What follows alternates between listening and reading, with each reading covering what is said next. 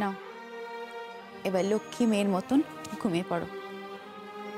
কাল তো সারাটা রাত দু চোখের পাতা এক করতে পারোনি। আজও বোধহয় পারবো না দিদিভাই। দিয়া দিদিভাই দিদিভাই আমি বাড়ি থেকে চলে গেলে তুমি আমাকে একদম মিস করবে না, তাই না? কি হলো দিদিভাই, বলো না, তুমি আমাকে একদম মিস করবে না? আমি জানি তুমি ঠাম্মা ভাইয়া তোমরা আমাকে মিস করবে না, এটা হতেই পারে না। কি তাই তো? হ্যাঁ জানো তো, আজকে সকালবেলা তোমরা যখন সবাই আমাদের ডিভোর্সটা মেনে নিলে না, আমার তখন মনে হচ্ছিল আমি যেন খুব খারাপ একটা স্বপ্ন দেখছি, খুব খারাপ একটা স্বপ্ন। কিন্তু আমি জানতাম আমার ঘুমটা ভেঙে গেলে সব ঠিক হয়ে যাবে, সব আগের মতো হয়ে যাবে। কি দিদি ভাই, তাই না? বলো। দিয়া আমি এখন যাই, অনেক রাত হয়ে গেছে গো। দিদি ভাই তুমি পালাতে চাইছো?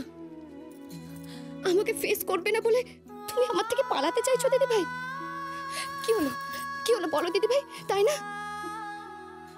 দিদি ভাই আমি যখন প্রথম এই বাড়িতে বিয়ে হয়ে এসেছিলাম তখন তো তুমি আমাকে বলেছিলে আমি তোমার থেকে সম্পর্কে বড় হলেও আমি নাকি তোমার ছোট বোনের মতো।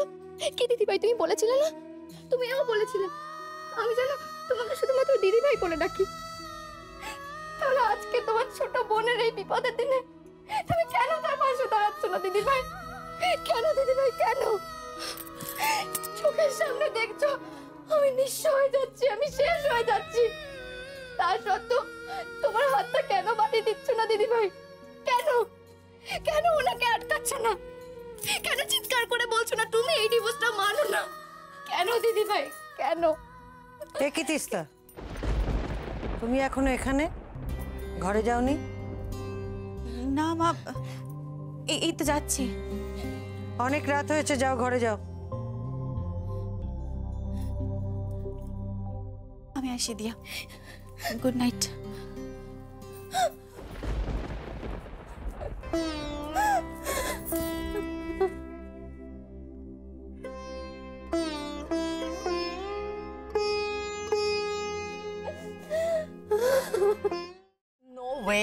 আমি ব্ল্যাক ফরেস্ট কেকটাই অর্ডার করব। আরে বলছি আমি পাইনাপল বেবি, আমার কথা no black forest, pineapple. No mom please black forest. বিপিনদা এক কাপ চা দাও আমায়।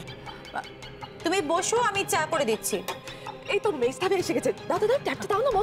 মেজদা ভাই তুমি একটু পছন্দ করে বলে দাও তো এখানে দাদা ভাইয়ের বার্থডের জন্য কোন কেকটা অর্ডার করি?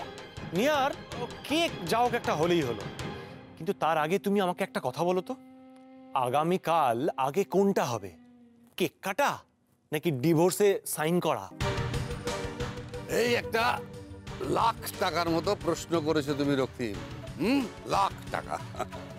দেখো আমাকে যদি জিজ্ঞাসা করো তাহলে আমি বলবো যে আগে ডিভোর্স পেপারের ঝামেলাটা মিটে যায়, তারপর নয় নিশ্চিতভাবে নির্ঝঞ্ঝাট হয়ে কেকটা কাটা যাবে। হ্যাঁ, আমারও একই মত। মাও খেতে খেতে একই কথাই বলছিলেন, ডিভোর্সের ব্যাপারটা আগে চুকে যাওয়াই ভালো। Wow that's great.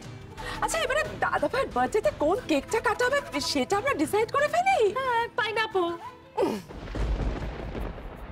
স্যারের তো চকলেট কেকটা সব থেকে বেশি পছন্দ, আর আমি তো ভেবেছিলাম আমাদের বিয়ের পরে ওনার জন্মদিনে আমি নিজের হাতে ওনার জন্য কেক বানাবো।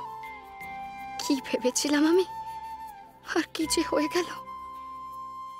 মা আমার একটা মিটিং রয়েছে, আমার আসতে লেট হবে, আমি বেরোচ্ছি। এই নিখিল, কিরে তুই অফিসে বেরিয়ে যাচ্ছিস? কালকে বর্দা ভাইয়ের জন্মদিনের পার্টিতে কি হবে না হবে সেই নিয়ে আমরা সবাই আলোচনা করছি। আরে বাবা, সেখানে তোরও সাজেশন তো দরকার। আমার মতামত হলো যে বর্দা ভাইয়ের জন্মদিন উপলক্ষে কোনো পার্টি করার দরকার নেই, আর লোকজন গেস্ট কাউকে ইনভাইট করারও কোনো প্রয়োজন নেই।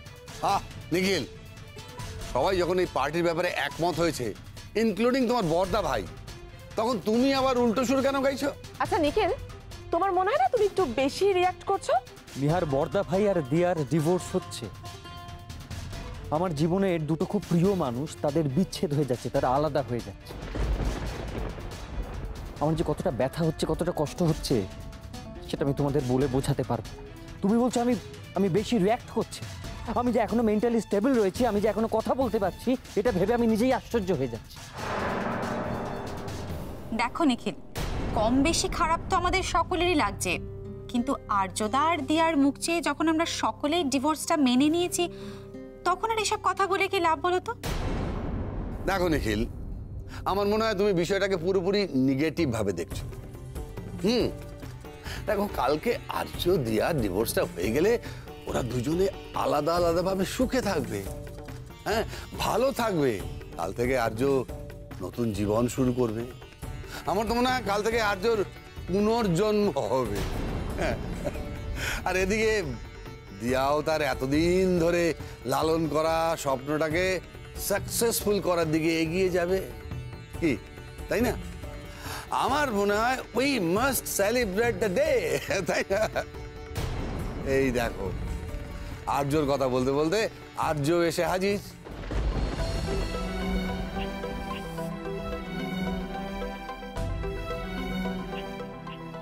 নিয়ার, এই যে ওই কেক নিয়ে তোমার কি একটা কনফিউশন ছিল না? কনফিউশনটা দূর করে নাও। জিজ্ঞাসা করো বার্থডে বয়কে কালকে তার কি ধরনের কেক খেতে পছন্দ, বলো। এই তো দাদা ভাই। আচ্ছা দাদা ভাই, তুমি এখান থেকে একটু সিলেক্ট করে দাও না যে তোমার বাজেটে কোন কেকটা অর্ডার করি। তোমার কোন কেকটা পছন্দ?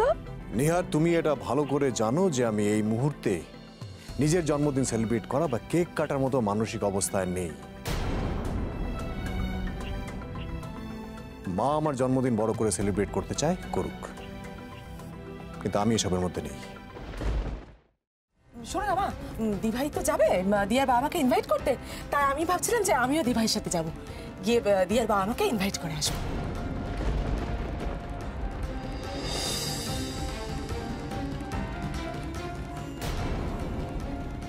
ওই ইংরেজি ভুলই শিখেছেন, সরি।